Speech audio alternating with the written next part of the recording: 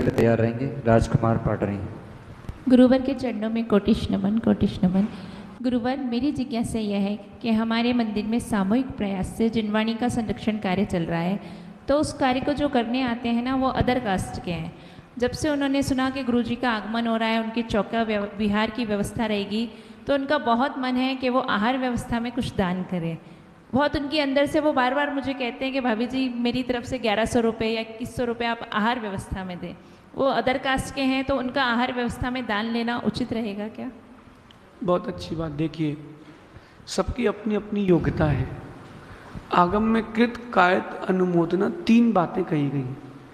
यद्यपि जैन समाज आहार दान लेने के कभी फेवर में नहीं रहता, और रहता हो तो मुझे पता नहीं बाकी, क्योंकि जो देगा तो उसका कहलाएगा। आप अगर किसी के यहाँ आहार देने जा रहे हैं और उसकी सामग्री चला रहे हैं तो वो उसकी कहलाएगी, आपको कुछ नहीं मिलेगा। आपको केवल आहार चम्मच से डालने संबंधी बंद होगा पुण्य का, बनाने संबंधी और द्रव्य संबंधी तो उसको ही होगा। फिर भी ऐसे लोगों का निषेध नहीं करना चाहिए। आगम में अपन ने पढ़ा है कि तिर्यंचों ने अनुमोदना करके, आहार दान की अनुमोदना मात्र करके भोग भूमि और क्रम से निर्वाण की प्राप्ति भी कर ली। तो निषेध नहीं है। उसके लिए ऐसा कर लें कि जैसे आपके यहाँ चौका लगे तो उन लोगों से कुछ सामग्री मंगवा लें, लेकिन इतना ध्यान रखें वो अस्पर्श शूद्र ना हो, इसका ध्यान रखें। जो उनकी जाति हो, उच्च हो, उनके मन के सेटिस्फेक्शन के लिए नहीं कह रहे। आगम में कोई मना नहीं है, लेकिन अपनी अपनी मर्यादाएं हैं। तो उनको ये बोल सकते हैं कि आप कम से कम आहार देख कर के अनुमोदना कर लें बाहर खड़े होके। और अगर भवितव्यता रही और जो आपने आहार दान दिया है चल गया तो अच्छी बात है, नहीं चला तो कोई बात नहीं। आपको अनुमोदना का पुण्य तो लगेगा। कई बार कृत कारित से ज़्यादा पुण्य अनुमोदना की तीव्रता करने वाले को अनुमोदना से मिल जाता है। तो कोई निषेध नहीं है, और हो सकता है कि उनके इसे आहार दान की अनुमोदना मात्र से उनका भी आगे मोक्ष का मार्ग खोले, ऐसा समझिए। अगली जिज्ञासा के लिए तैयार रहेंगे दुपेश जी जैन। मंच पर विराजमान त्रे गुरुवर के चरणों में नमोस्तु नमोस्तु नमोस्तु।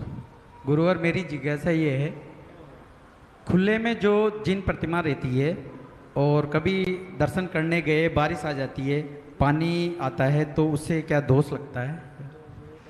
देखिए, एक बात ध्यान रखना कि जो प्रतिमाएं 11 फीट 15 फीट से ऊंची होती हैं, वास्तु में लिखा है कि उनको मुक्त आकाश में भी रख सकते हैं, कोई इसका दोष नहीं है। लेकिन रही बात वो जो जल वर्षा होती है भगवान के ऊपर, तो वो आप गंधोदक संज्ञा श्रद्धा से मान लें तो ठीक है। बाकी जब तक वो पूर्ण क्रिया से नहीं करते अपन अभिषेक, वो गंधोदक संज्ञा को प्राप्त नहीं होता। आप देखना, जब यहाँ क्या बोलते हैं मुझे पता नहीं, व्रतों के पहले मंजन करते हैं। यहाँ क्या बोलते हैं? व्रतों के पहले बड़ी प्रक्षाल या पूरी मूर्तियों की साफ सफाई होती है, मार्जिन।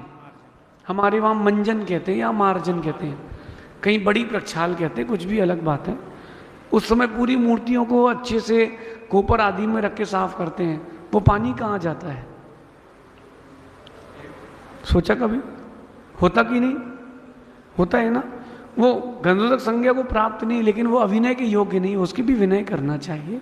लेकिन वो जो प्राकृतिक रूप से आ रहा है उसका कोई विकल्प ना करे, क्योंकि जितनी बड़ी चीज़ें रहती हैं उनकी बड़ी वैसी व्यवस्था रहती है। अब ये जो जिनालय है, ये 9 देवता में आता है जिनालय।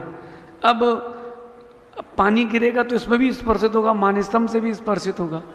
अब मैं विहार कर रहा हूँ और पानी गिर गया तो अब चरणों से भी स्पर्शित हुआ है। अथवा हम यूँ पानी पैर धो करके अभी यहाँ पर आए हैं तो वो भी गंधक हो गया। तो कई बार उन चीज़ों की व्यवस्था को विकल्प ना करके अपन को उसको सामान्य रूप से ले लेना चाहिए।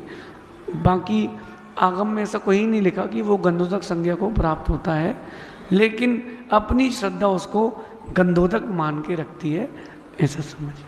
नमस्ते। अगली जिज्ञासा के लिए तैयार रहेंगी स्मिता जैन।